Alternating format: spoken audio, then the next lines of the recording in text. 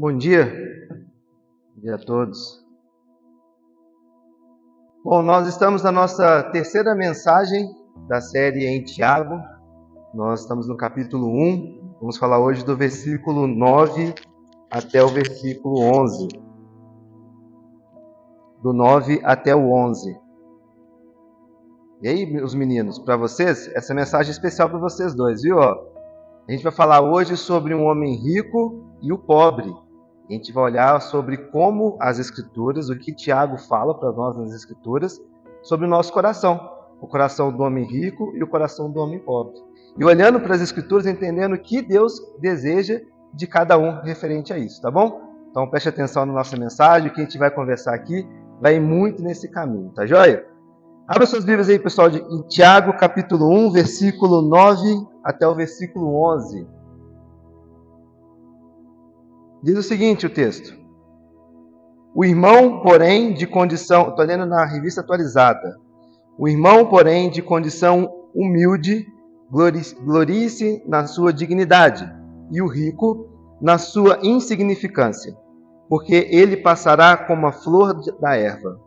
Porque o sol se levanta com seu ardente calor, e a erva seca, e a flor cai, e desaparece a formosura de seu aspecto. Assim também se murchará o rico em seus caminhos. Vamos orar. Deus, obrigado, Pai, por esta manhã, por o Senhor nos reservar e preparar, ó Deus, esse momento para essa adoração pública, ó Pai. Que o Senhor se faça presente, como já foi orado, cantado e pedido a Deus em nosso meio, e que o Senhor conduza, Deus, tudo aquilo que nós formos fazer aqui para a honra e glória do Teu nome, Jesus. Me esconda atrás da Tua cruz, que não seja eu falando, mas o Senhor, ó Deus, falando nos nossos corações, e que possamos, ó Pai, extrair riquezas da Tua palavra e aplicar, Jesus, a nossa vida comum, diária e ordinária, Jesus. Essa oração que eu faço a Ti, agradecido e consagrando esse tempo, Pai, em Teu nome. Amém. Queridos, Tiago nos apresenta duas questões interpretativas muito importantes nesse trecho que nós acabamos de ler. Elas estão relacionadas, inclusive a gente precisa até mesmo olhar para esse texto tendo toda uma ótica do capítulo 1. Né? A primeira é, mais uma vez, a relação da questão com o que Tiago fala aqui em relação a todo o contexto do que ele está escrevendo. Tiago ele não nos fornece uma indicação de qual seria essa relação, dessa forma como ele apresenta, nós só conseguimos analisar esse trecho à luz dos versículos que estão ao seu redor. A gente analisa esse trecho interpretando tudo que está ao redor. E o segundo ponto muito importante aqui é o sentido desse versículo, né? Está na questão de que esse parágrafo ele apresenta um contraste entre um irmão de condição humilde e um contraste entre o rico. E aqui Tiago exorta os dois, né, ambas as pessoas, a orgulhar-se ou a gloriar-se em algo, em alguma coisa. O irmão humilde em sua elevada posição e o rico em sua condição humilde, em sua condição de humildade. Bom, não existe uma definição clara de quem seria o rico. No campo teológico há muitos aspectos e muitos pontos, né, para poder discutir sobre essa posição, se esse homem rico seria de fato um irmão na fé ou não. Não há uma definição clara, se o rico é ou não um cristão. Enquanto nós analisamos e conversamos essa manhã, nós vamos manter essa definição sobre o rico em aberto. E no final, a gente espera ter um entendimento sobre o que seria esse irmão, esse homem rico. Mas Tiago começa no versículo 9 falando irmão, ou irmão. Esse termo, ele descreve um homem ou uma mulher que pertence à família de Deus. São aqueles que entregaram suas vidas ao Senhor, são aqueles que dedicaram e consagraram suas vidas e que reconhecem Jesus como o único Senhor e Salvador de suas vidas. Então, a esse Tiago está dizendo, o irmão, aquele que professa a sua fé, aquele que traz e que entende quem é Jesus Cristo. E a descrição que Tiago faz desse irmão, ele carrega uma rica tradição bíblica, porque ele fala o irmão e agora ele vai fazer uma descrição. Quem é esse irmão? Quem é essa pessoa que ele está atribuindo? E a palavra que Tiago usa aqui, né, o irmão de condição humilde, essa palavra é usada para traduzir, né? Podemos traduzir ela como modesto, como pobre, como humilde, indo muito nesse sentido. Na Septuaginta, em especial em Salmos, Septuaginta são os livros do Antigo Testamento escritos em grego.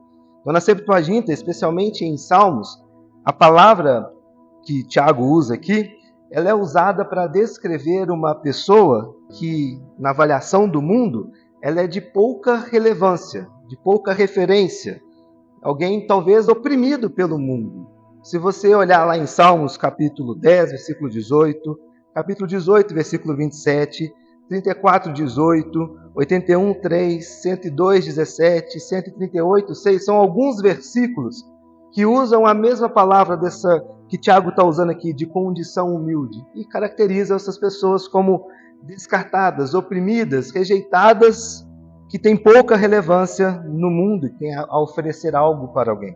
É muito nesse sentido. E a palavra usada nesse sentido também, ela equivale muitas vezes a órfão ou a viúva.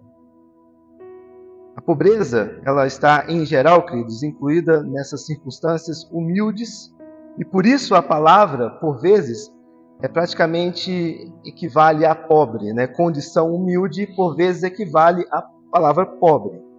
Uma outra observação bem pertinente para nós aqui é que a palavra também ela pode focar menos na condição ou nas circunstâncias externas e focar mais nas atitudes, nas condições do coração da pessoa. E aí a gente olha o oposto do que seria nessa condição, daqueles de condição humilde. O oposto disso seria o soberbo, o orgulhoso. E também é usado essa mesma palavra, nessa aplicação, em Provérbios capítulo 3, versículo 34, quando lá em Provérbios ele diz lá, ele, o Senhor, ele zombando dos zombadores, mas concede graça aos humildes. Aqui falando muito mais sobre uma condição, de uma atitude do coração, e não de um estado de pobreza ou então de falta de dinheiro. E Tiago também usa nesse mesmo sentido, no capítulo 4, versículo 6, e 1 Pedro capítulo 5, 5. Bom, eu estou dizendo tudo isso para criar uma visão, um contexto para que a gente possa entender um pouco mais a fundo do que Tiago está atribuindo, né? Uma vez que o contraste nesse contexto, nesse texto que Tiago nos apresenta, é entre o humilde e o rico, Tiago usa a palavra para descrever a situação socioeconômica do cristão. Não uma atitude do coração, mas sim a pessoa como cristão, numa circunstância financeira. E aí a gente precisa também lembrar a quem Tiago remete essa carta. Tiago, lá no início, ele fala, olha, aos cristãos que estão espalhados, aos cristãos que estão dispersos, aqueles que saíram de Jerusalém e foram para a Palestina, foram para a Síria, aqueles que saíram do seu contexto. E essas pessoas que tiveram que fugir e sair do seu contexto, muito provavelmente poderiam estar passando por necessidades financeiras, porque teriam que começar a vida de novo em um outro ambiente, em um outro cenário. E Tiago, isso tem que ficar muito claro na nossa mente, a quem ele direciona a sua carta. Então essas pessoas que fugiram, que estavam dispersas de Jerusalém, então ele direciona para esse público, que a maioria deles, como já disse, estavam enfrentando situações financeiras bem complicadas. Mas o que Tiago quer que eles vejam é além das situações terrenas. É além do que eles possuem fisicamente. É além de suas posses, é além de seus bens, é além daquilo que eles detêm em suas mãos. Eles devem se orgulhar, Tiago vai dizer, orgulhem-se na condição humilde, gloriem-se na sua dignidade. O irmão, porém, de condição humilde, glorie-se na sua dignidade. Outras traduções vão dizer de uma elevada posição. O que Tiago está querendo dizer para esses irmãos pobres, que são dispersos, olha, o que vocês devem sentir orgulho ou gloriar-se é em algo extraordinário que aconteceu na vida de vocês. Não é nas suas posses, não é em suas condições financeiras, não é naquilo que você está construindo, naquilo que você está adquirindo, não é naquilo que você também não tem, não é no seu sentimento que possa existir dentro de você, mas em algo muito maior que aconteceu em sua vida e para a sua vida. É muito nesse sentido que Tiago está encorajando que eles possam procurar esse gloriar-se. E gloriar-se, que Tiago usa aqui, ele é um verbo usado muito veemente por Paulo e também em Tiago, nesse texto, e também em Tiago, capítulo 4, versículo 16, ele usa também a mesma expressão. E esse termo ele é conhecido porque Jeremias, ele expressou sobre essa glória, sobre essa disposição do coração humano. Abra suas Bíblias lá, em Jeremias, capítulo 9, versículo 23 e 24.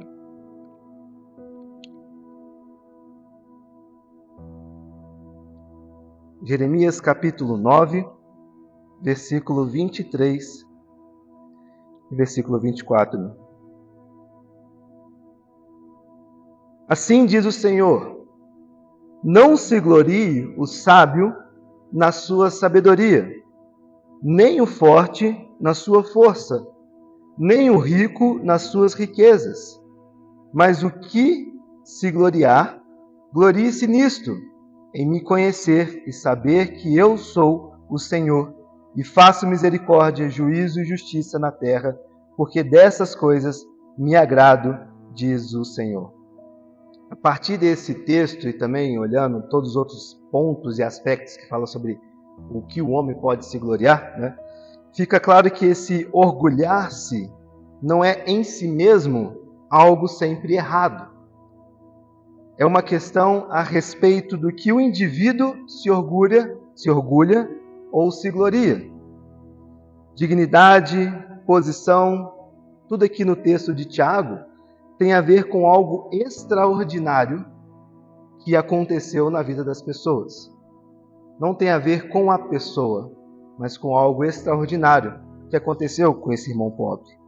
Tiago, como já disse aqui, ele não foca nos bens terrenos, ele não foca nas aquisições, ele não foca na falta, na ausência de algo, mas naquilo que realmente importa, naquilo que realmente tem algum valor para aquelas pessoas.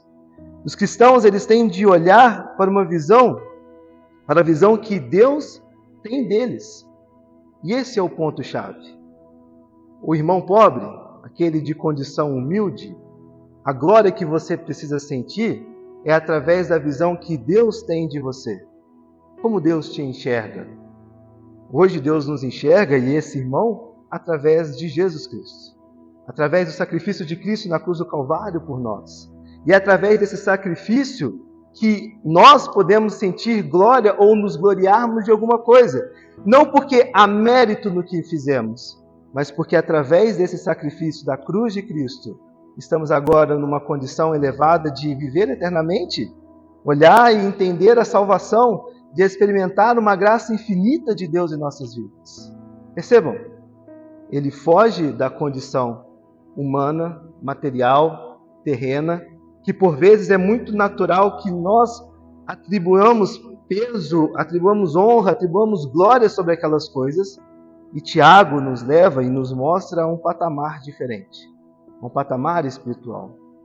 E a glória, ela tem que fugir dessa perspectiva terrena e encarnar e enxergar uma perspectiva elevada. E é nesse sentido que ele está convidando, está dizendo para esses irmãos pobres como eles devem procurar ou que eles devem se gloriar. Na condição que Deus os elevou, na condição de dignidade que Deus está os promovendo, na restauração que Deus está fazendo na vida de cada uma dessas pessoas. E a mesma coisa, queridos, acontece conosco também. A gente mais para o final vai fechar esse ponto, mas só pincelando um pouco do que acontece conosco, é também no mesmo caminho. Não há nada em nossas mãos que possamos reconhecer ou ter alguma glória ou nos gloriarmos de algo, se não for o sacrifício de Cristo, se não for a morte de Cristo na cruz do Calvário por nossas vidas, se não for a dignidade que o Senhor começa a colocar as coisas em ordem em nossas vidas. Quando nós nos gloriamos naquilo que temos, fazemos, nas nossas posses, ou seja o que for, nós tiramos aquilo que realmente importa e é devido do seu lugar. Mas o foco aqui e a perspectiva são para pessoas que passavam por necessidades. E aí para aquela pergunta, mas como assim, né?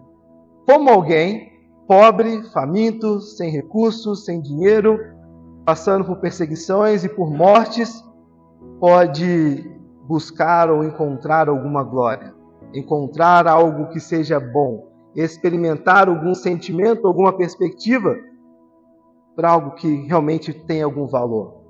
Talvez, imagino que nenhum de nós tenha passado por situações de pobreza, de situações de pobreza extrema, de não ter o que comer, de não ter uma perspectiva do que vai ser amanhã, de não ter uma condição financeira para alguma coisa, de talvez estarmos à beira da morte. Talvez essas palavras, esse sentimento da pobreza, essa coisa muito vulnerável, a gente não tenha experimentado. Imagina. E se tivermos, a história mudou e o cenário mudou. Mas a grande questão, queridos, é que se a gente olha apenas para o aspecto financeiro, para esse texto, a gente deixa de extrair aquilo que realmente é o foco que Tiago quer nos mostrar a enxergar. E eu falo tudo isso de não termos passado ou experimentado, porque às vezes a gente pensa, como assim, né? Como que na perspectiva da pobreza, na perspectiva da ausência, possamos encontrar graça e glória em algo muito maior. É difícil. É muito difícil. Talvez não conseguiria nem responder a vocês. Como que alguém numa situação como essa poderia ouvir de Tiago e falar assim, olha, na sua condição humilde de pobreza, tem uma glória em algo muito maior. Talvez realmente é mais difícil. Mas o foco é convite para sair da perspectiva financeira e entender algo que tem muito maior valor do que aquilo que é terreno. Versículo 10, em seguida, né, a estrutura do versículo 9 e 10, antes de falarmos sobre o 10, né, essa estrutura, à primeira vista, ela nos leva a pensar que o rico, ele também é um irmão. Quando a gente lê o texto, faz parecer que o rico também é um irmão. E o termo rico aqui, ele é entendido por alguns comentários como um modificador para irmão. Então é como se fazendo um paralelo com a humildade, né? Seria o seguinte, o irmão humilde e o irmão que é rico. Para algumas pessoas há essa interpretação. Porém, Tiago, e a gente precisa também entender um pouco mais sobre o contexto, Tiago ele é muito influenciado por uma tradição bíblica. E a gente já falou isso nos últimos 2 domingos. Como que a tradição bíblica influencia Tiago no que ele escreve e no que ele pensa. E quando associa a tradição bíblica, né, quando ela associa a pessoa devota, a pessoa que é fiel, a pessoa que ama a Deus, a pessoa que é um crente fiel, vamos usar essa palavra pós-igreja, né, mas para poder entender, olhando também para trás, né, quando ele associa essa pessoa devota, ele associa essa pessoa devota em circunstâncias de humilde e de pobreza. São raras as vezes que associa essa pessoa a uma condição de riqueza, de glória. Por grande maioria, aqueles que são devotos, fiéis, em seus pontos são pessoas humildes e pessoas pobres. E isso influencia o pensamento de Tiago. Isso influencia a pena de Tiago também. Logo, esses termos eles estão opostos, como rico assume com frequência conotações negativas. Um detalhe importante, quando nós olhamos para Lucas, e nós vemos Jesus falando em Lucas, ele derrama e fala uma bênção sobre os pobres. E sobre os ricos, ele fala um ai. Um ponto muito importante. Um outro aspecto também é o contraste entre o homem rico, que está sofrendo uma condenação, ainda em Lucas, e o mendigo, o Lázaro, que está sofrendo ali, que ele está encontrando uma bênção. E parece que Tiago ecoa essa tradição ao escrever. Ele apresenta essas pessoas ricas mais à frente na sua carta, lá no capítulo 2, versículo 1 ao 6, também no capítulo 5, do versículo 1 ao 6, e cada um desses casos, quando ele apresenta essas pessoas ricas, elas são apresentadas como opressores do povo de Deus. Só que não dá para nós definirmos se é ou não um irmão, se é ou não um cristão. Mas nós precisamos ter muita cautela com esse pensamento que eu acabei de falar. E na aplicação e na implicação desse texto também. Com muita facilidade, queridos, nós podemos negar ou nós mesmos podemos condenar os ricos, se seguirmos bem fiamente essa linha. Se o rico aqui ele é um cristão, e eu já digo que eu acredito que é um cristão, eu só apresentei esse outro lado para poder entendermos que há esses pensamentos no mundo cristão. Se o rico aqui ele é um cristão, o encorajamento de Tiago é para que ele se orgulhe na sua condição humilde. E é antagônico isso, né? Soa como antagônico. Ou seja, ele não deve, o rico, se gloriar em sua riqueza, em sua posição social elevada, mas na sua identificação com Cristo e com o seu povo. Quem é o maior detentor de todas as riquezas e que se humilhou? Jesus. O rico, na sua condição, com todas as riquezas terrenas adquiridas, a disposição de seu coração, ela deve ser uma disposição voltada, pautada, balizada pela mesma disposição, pela mesma intenção, com muitas dificuldades, com que Cristo teve. Tiago, na parte B do versículo 10 e fechando o 11, ele apoia essa advertência ao rico com um lembrete sobre essa transitoriedade da riqueza e das posições das condições humanas. E aí, interessante que esse texto, o que Tiago usa como ilustração aqui, como metáfora para falar sobre a riqueza, sobre o coração, a gente observa as mesmas ilustrações de outros textos bíblicos. Abram lá suas Bíblias, em Isaías capítulo 40.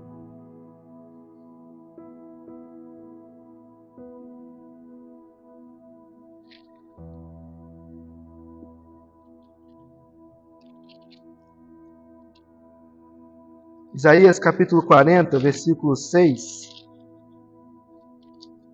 segunda parte, até o versículo 8.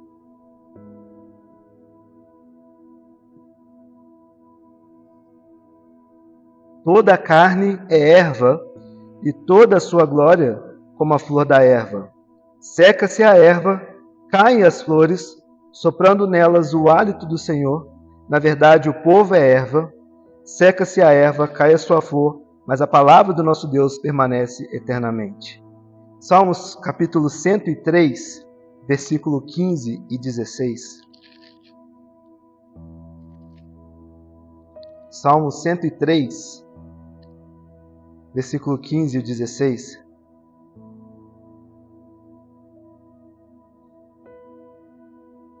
Quanto ao homem, aos seus dias são como a relva, como a flor do campo, assim ele floresce, pois soprando nela o vento, desaparece e não conhecerá daí em diante o seu lugar. Agora, abandonando um pouco a metáfora, o salmista também ele vai falar direto ao problema, direto ao ponto em relação ao coração e à disposição do coração. Salmos capítulo 49, versículo 16 ao 17.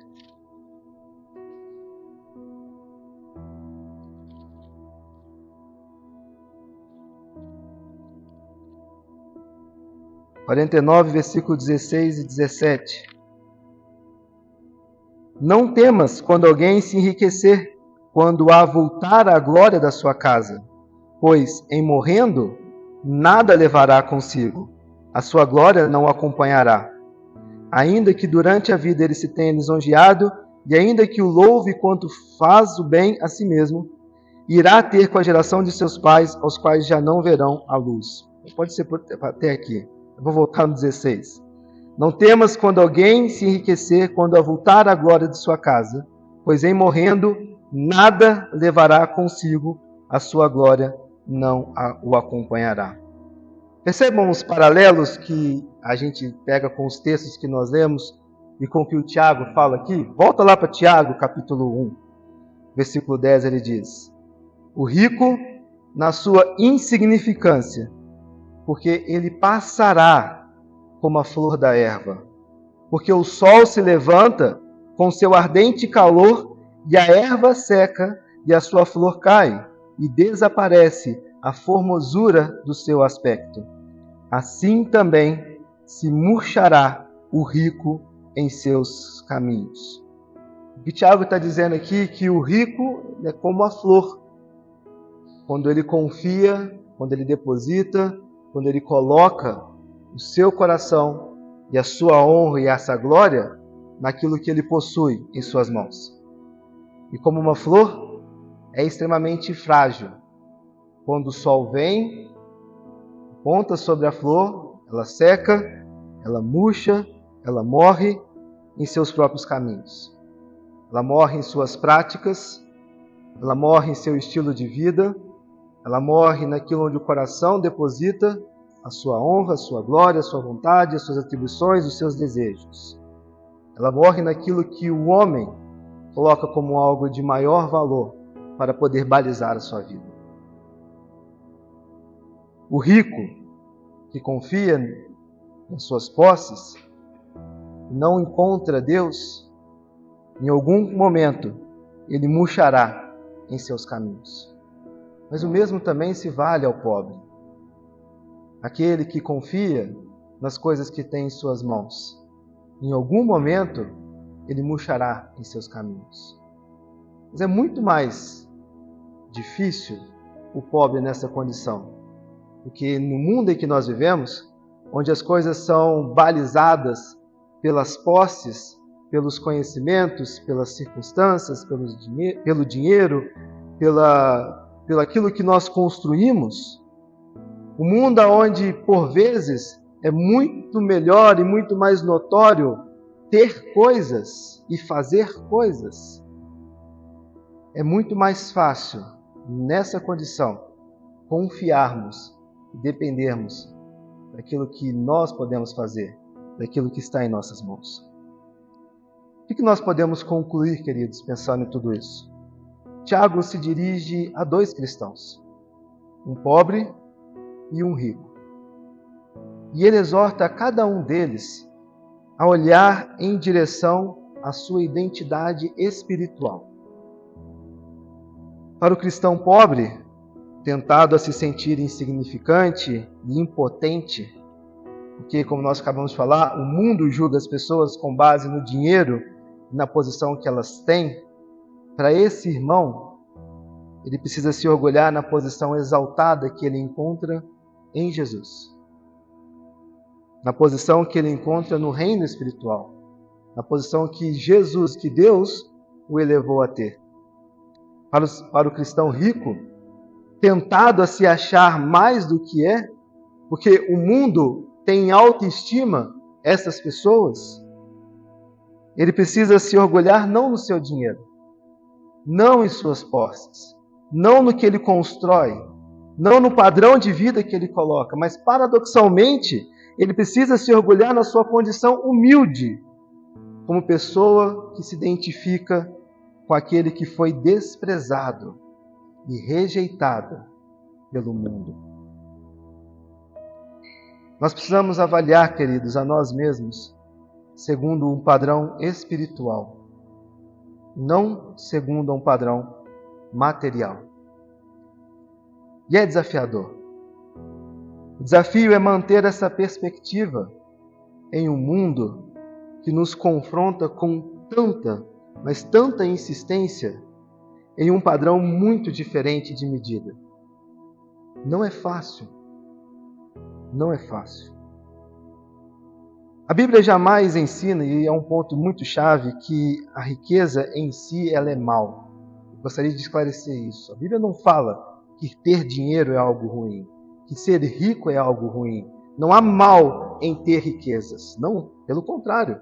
Que sejamos muito prósperos, que possamos ter dinheiro para poder abençoar o reino de Deus, para poder enviar a missões, para poder cuidar de pessoas, para que o nosso coração não esteja naquilo. Quanto mais crentes fiéis que entendem o que o Evangelho ensina, possuem riqueza em suas mãos, mais grandes coisas nós vamos ver. Porque o mundo, infelizmente, ele é movido por dinheiro. Ele é movido por posições, movido por status. E quanto mais pessoas que possuem riqueza em suas mãos, mas que entendem o Evangelho que são como o rico que se glorie não no que tem, mas se glorie como Jesus, na posição que Jesus o coloca, de se humilhar, esse pode fazer grandes coisas no mundo em que nós vivemos. Deus deu a Salomão tanto riqueza quanto sabedoria. E tudo, querido, depende de como a riqueza é adquirida, como ela é usada e qual o lugar ela ocupa no coração de quem a possui. Tudo depende da disposição do coração. O pobre, ele deve se gloriar pelo que tem permanente no céu. O rico deve se gloriar pelo que não tem permanente na terra. O pobre deve se gloriar em sua dignidade restaurada em Jesus Cristo. E o rico, ele deve se gloriar em sua insignificância quebrada em Jesus Cristo. Para fecharmos, tem uma frase que eu gosto muito, Jim Elliot. Jim Elliot era um missionário, foi morto pelos índios Aucás e fala uma coisa bem interessante. Não é tolo aquele que perde o que não pode acumular para ganhar o que não pode perder. Vou repetir. Não é tolo aquele que perde o que não pode acumular para ganhar o que não pode perder.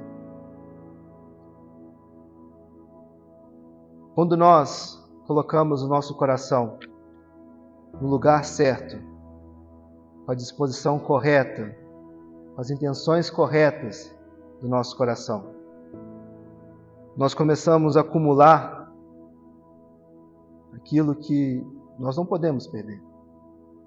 Nós começamos a acumular aquilo que não está em nossas mãos, olhando na glória, na eternidade, nos céus.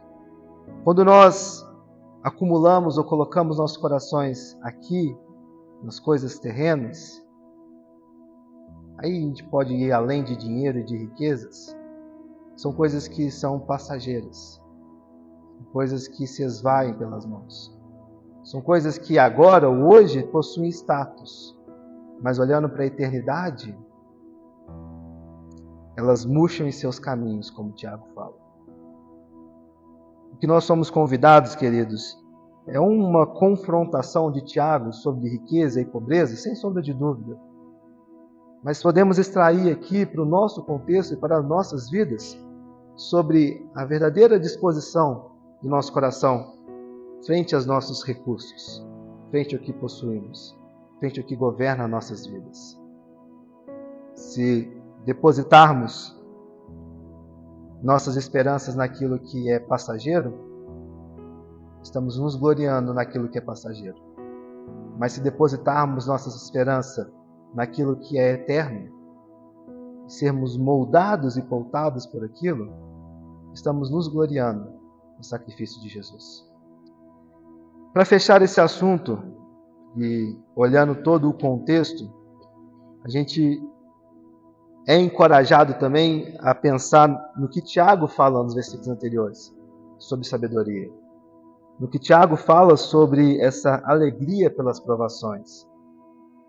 Lembra que a gente começou lá no primeiro domingo falando de que parece que os assuntos eles não têm conexões entre eles, mas quando a gente começa a olhar, a gente começou inclusive essa mensagem falando, Tiago, de uma maneira inspirada pelo Espírito, maravilhosa, ele vai tecendo, toda a sua carta, e pontos que por vezes parece que não têm sentido, quando a gente analisa como um todo, eles têm ligação.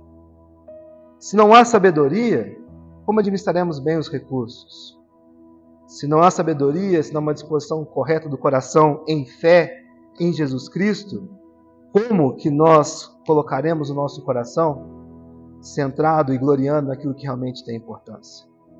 E aí a gente olha lá atrás, sobre provações e dificuldades, como que a ausência de recursos, por vezes, promove as situações de provações e dificuldades. E mesmo assim, Tiago faz um convite, olha, sejam alegres, sejam fiéis, tenham perseverança, porque algo perfeito será feito em suas vidas.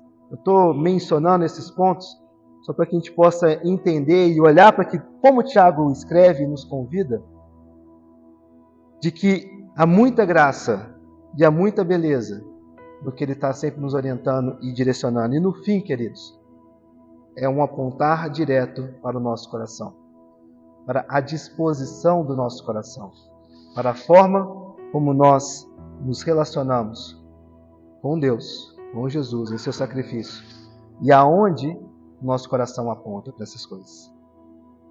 E o convite para nós essa semana e para essa mensagem é que a gente realmente consiga refletir sobre a disposição verdadeira do nosso coração.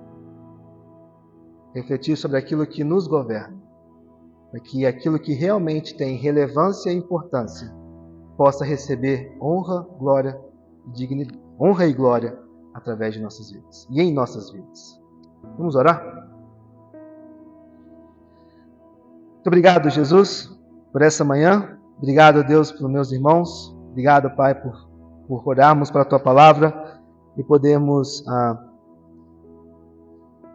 ser, ó Deus, confrontados a sondar o nosso coração através do Teu Santo Espírito para quantas disposições e intenções, ó Deus, desse nosso coração.